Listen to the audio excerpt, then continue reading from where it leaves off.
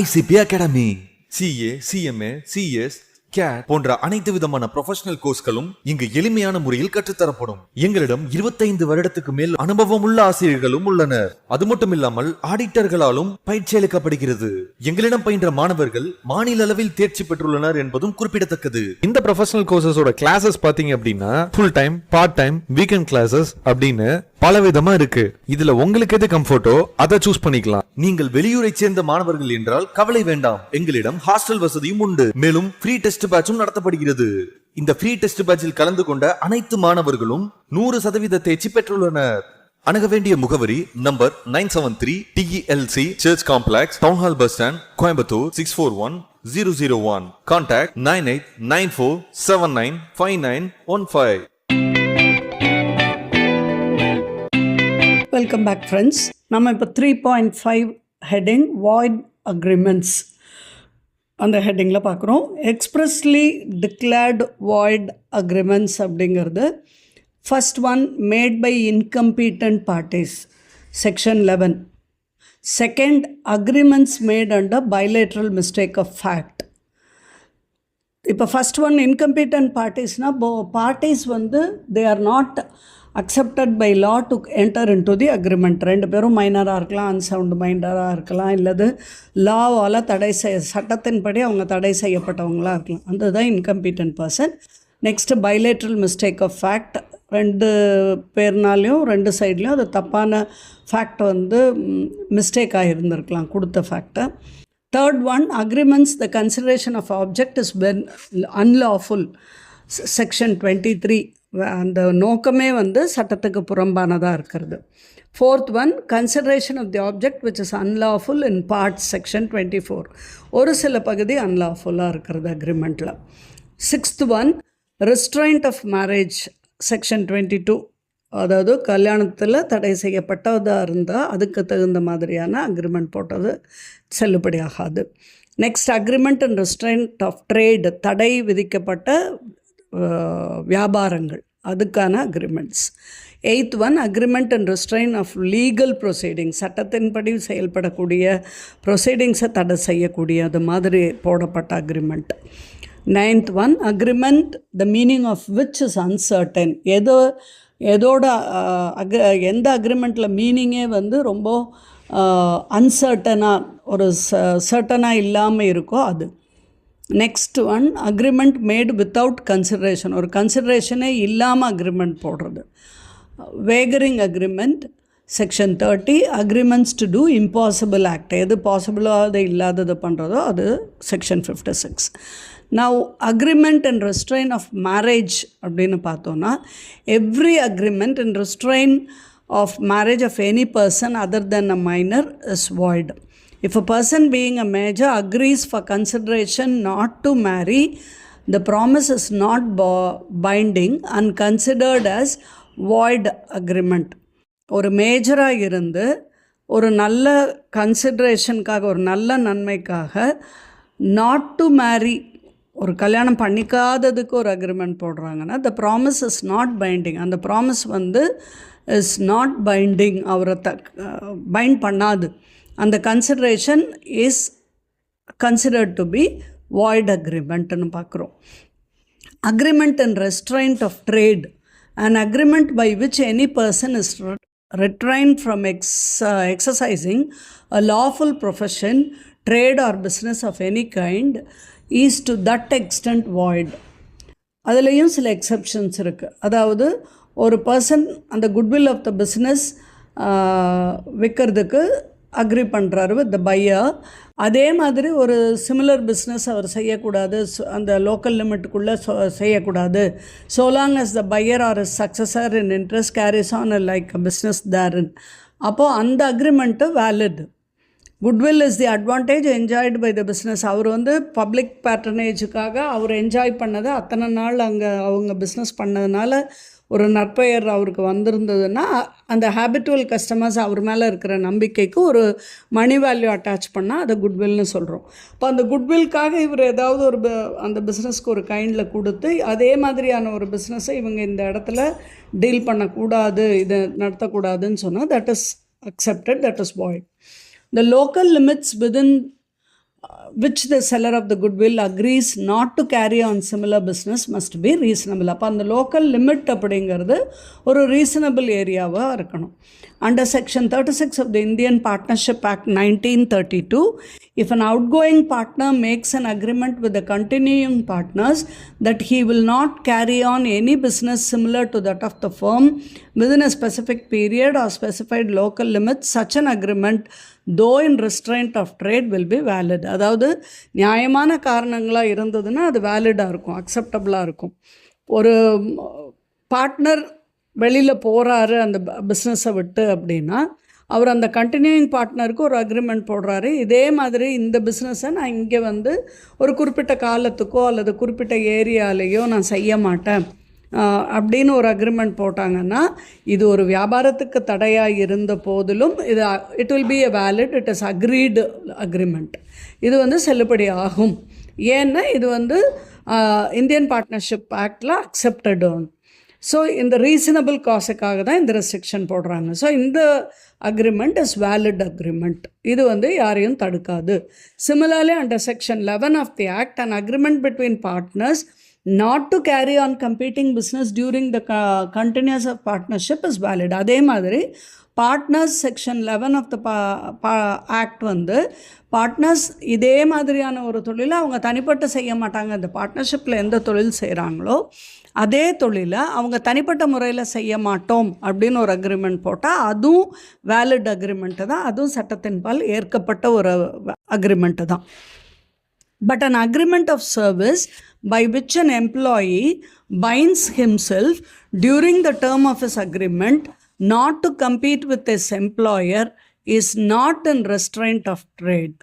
But an agreement of service by which an employee binds himself, அதாவது ஒரு employee ஒரு வேலைக்கு அமர்த்தப்பட்ட ஒரு நபர், அந்த வேலைக்கு அமர்த்தின நபர் கூட அவரோட போட்டி போட்டால் அதே மாதிரியான ஒரு தொழிலை வந்து செய்யக்கூடாது நீன்னு அவர்கிட்ட ஒரு அக்ரிமெண்ட் போட்டிருந்தாருன்னா அது வந்து செல்லுபடி ஆகாது. ஏன்னு சொன்னால் அது அவரை தொழிலை தடை செய்கிற மாதிரி இருக்குது. Example 43, be a physician and surgeon employs A as an assistant for a term of 3 years. A agrees not to practice as a surgeon and physician during these 3 years. The agreement is valid and A can be restrained by an injunction. If he starts independent practice during this period, இப்போ A வந்து ஒரு assistant, அவர் B கிட்ட ஒரு 3 இயர்ஸ்க்கு ஒரு agreement போடுறாரு, தான் அந்த மாதிரியான ஒரு இடத்துல ஒரு சர்ஜனாக ப்ராக்டிஸ் பண்ண மாட்டேன் இந்த 3 வருஷத்துக்கு அப்படின்னா இந்த அக்ரிமெண்ட் வேலிட். ஏ வந்து தடுக்கப்படலாம், அவர் இண்டிபெண்ட் ப்ராக்டிஸ் இது பண்ண முடியாது. ஏன்னா அவர் வந்து பி கிட்ட அந்த மாதிரியான ஒரு அக்ரிமெண்ட் போட்டிருக்காரு.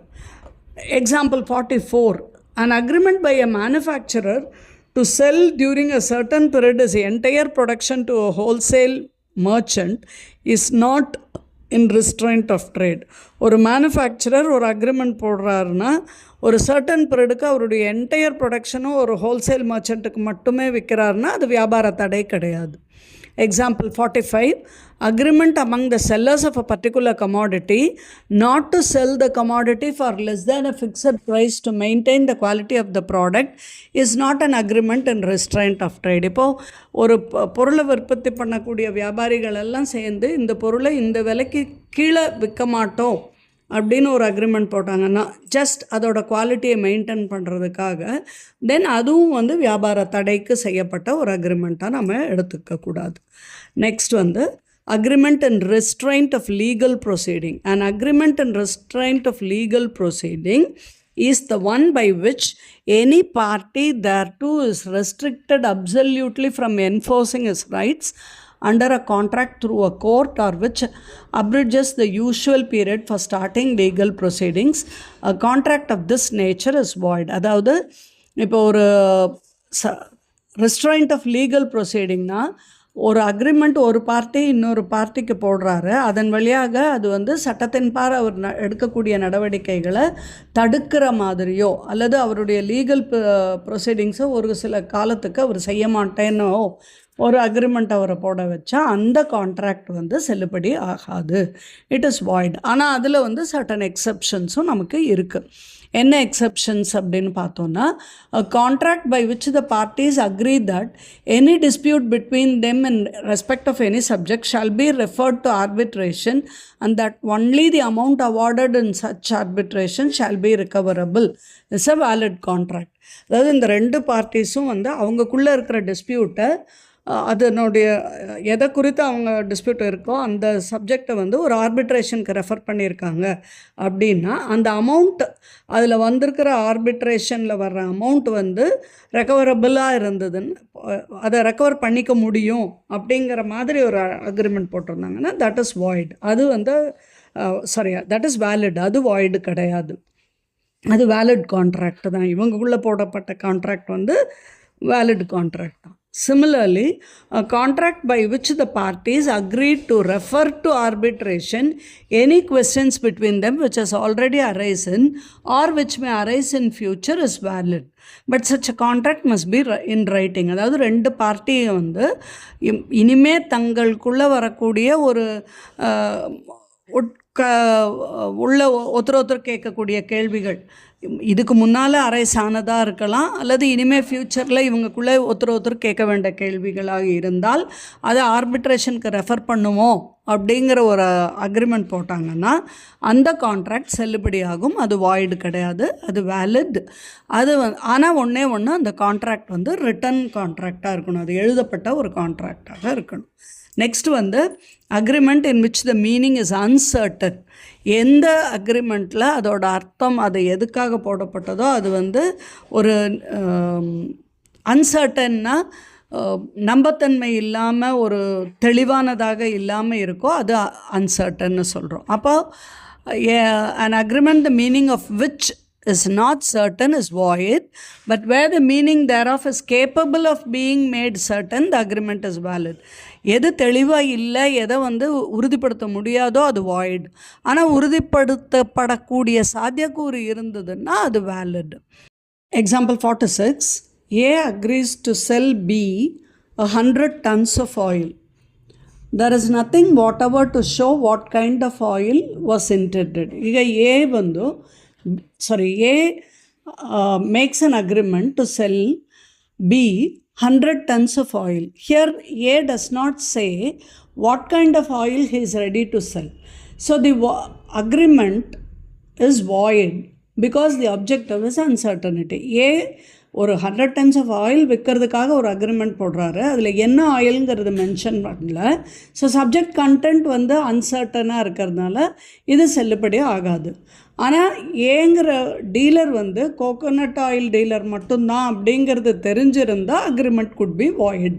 That is valid. It can be capable of being made certain. அது வேலிட் ஆகிடும். அப்போ அது செல்லுபடி ஆகும். ஏன்னா ஏ வந்து கோகோனட் ஆயில் மட்டும்தான் டீல் பண்ணக்கூடிய டீலர் அப்படிங்கிறது தெரிஞ்சால் நான் 100 tons ஆஃப் ஆயில் விற்கிறேன் அப்படின்னா அது கோகோனட் ஆயில் தான் விற்கிறாங்கங்கிறது புரிய வருது. ஸோ ஒரு சர்டனிட்டி அது ஹேப்பன் ஆகிறதுக்கு ரீசன் இருந்ததுன்னா ஒரு வாய்ட் கான்ட்ராக்ட் கூட வேலிடாக ஏற்றுக்கொள்ளப்படும். ஆனால் டோட்டலி அப்ஜெக்டிவ் வந்து ஒரு அன்சர்டனாக இருந்துச்சுன்னு சொன்னால், உறுதிப்படுத்தப்பட முடியாததாக இருந்தால் அதுக்கு பேர் வாய்ட் கான்ட்ராக்ட். அந்த கான்ட்ராக்ட் வந்து செல்லுபடி ஆகாது. Next is wagering contract agreement. An agreement by way of wager is void. It is an agreement involving payment of a sum of money upon the determination of an uncertain event. The essence of a wager is that each side should stand to win or lose depending on the way an uncertain event takes place, in reference to which the chance is taken and in the occurrence of which neither of the parties has legitimate interest. அதாவது ஒரு அக்ரிமெண்ட்டை அது ரெண்டுலேயும் வந்து ஒரு uncertain event, அது நடந்தாலும் நடக்கலாம் நடக்காட்டாலும் போகலாம் அப்படிங்கிற மாதிரி ஒரு ஈவெண்ட்டுக்கு இவங்க ஒரு பேமெண்ட் ஆஃப் சம் ஒரு அமௌண்ட்டை கொடுக்குற மாதிரி இருந்தால் இந்த ரெண்டு சைடுக்கும் வின் பண்ணுறதுக்கோ லூஸ் பண்ணுறதுக்கோ சான்சஸ் இருக்குது அப்படின்னா அதை வந்து வேகரிங் அக்ரிமெண்ட்டுன்னு சொல்கிறோம். எக்ஸாம்பிள் 47, ஏ வந்து 50,000 rupees பிக்கு கொடுக்கறதாக அக்ரிமெண்ட் போடுறாரு மழை வந்தா. அண்ட் பி வந்து மழை வராட்டா உங்களுக்கு 50,000 ருபீஸ் கொடுக்குறேன்னு அக்ரிமெண்ட் போடுறாரு. அப்போ இது வந்து agreement will be by way of waiver. But if one of the parties has control over the event, agreement is not. ஆனால் இதில் வந்து ரெண்டு பேருக்கும் வந்து அன்சர்டன் ஈவெண்ட், மழை வந்தும் வரலாம் வராமல் போகலாம், ரெண்டு பேரோட கண்டிஷனும் அன்சர்டனாக இருக்கிறதுனால இதை வேகர் அக்ரிமெண்ட்டுன்னு சொல்கிறோம். இது வாய்டு. பட் ஏதோ ஒன்றுக்கு அல்லது ஒரு பார்ட்டிக்கு அதை நடத்துகிறத அந்த ஈவெண்ட் ஹேப்பனிங்கை கண்ட்ரோல் கண்ட்ரோல் பண்ண முடியும், அதை நடத்தி காட்ட முடியுமோ நடத்தாமல் இருக்க முடியுமோன்னு இருந்தால் then it is not a வேகர்னு சொல்கிறோம். இப்போ எசென்ஷியல்ஸ் ஆஃப் வேகர்னு பார்த்தோன்னா there must be a promise to pay a money or money's worth. அந்த ப்ராமிஸ் வந்து பணம் கொடுக்கறதுக்கோ அல்லது பணத்தின் மதிப்புடைய பொருள் கொடுக்கறதுக்கோ இருக்கணும். ரெண்டாவது வந்து ப்ராமிஸ் வந்து ஒரு கண்டிஷன் அட்டாச் ஆகி இருக்கணும். அதாவது ஒரு ஈவெண்ட் நடக்கிறதோ நடக்காததோ பொறுத்து தான் அந்த பணத்தை கொடுக்கறதுக்கான ஒரு ப்ராமிஸ் பண்ணியிருக்கணும். மூணாவது அன்சர்டனிட்டி இருக்கணும். அந்த ஈவெண்ட் நடத்துறதுல வந்து ஒரு ஈவெண்ட் நடக்கிறதுக்கு ஒரு உறுதித்தன்மை இல்லாமல் இருக்கணும். ஃபோர்த் ஒன் வந்து அதில் ரெண்டு பார்ட்டிஸ் இருக்கணும். ரெண்டு பார்ட்டியும் ஏதோ ஒன்று தான் வின் பண்ணும், இன்னொன்று லூஸ் பண்ணும் அப்படிங்கிற மாதிரியான சான்ஸ் இருக்கணும். அடுத்தது வந்து காமன் இன்டென்ஷன் இருக்கணும். அதை போடும்போது அவங்க ரெண்டு பேருக்கும் அதில் ஒரு பொதுவான இன்ட்ரெஸ்ட் இருக்கக்கூடியதாக இருக்கணும். அந்த ஒரு காரணத்துக்காக மட்டும்தான் இன்ட்ரெஸ்ட் இருக்கணுமே ஒழிய மற்றதுக்காக ஒரு இன்ட்ரெஸ்ட் இருக்கிற மாதிரி இருக்கக்கூடாது. இது வந்து வேகரிங் கான்ட்ராக்டோடைய எசென்ஷியல்ஸை நம்ம பார்க்குறோம்.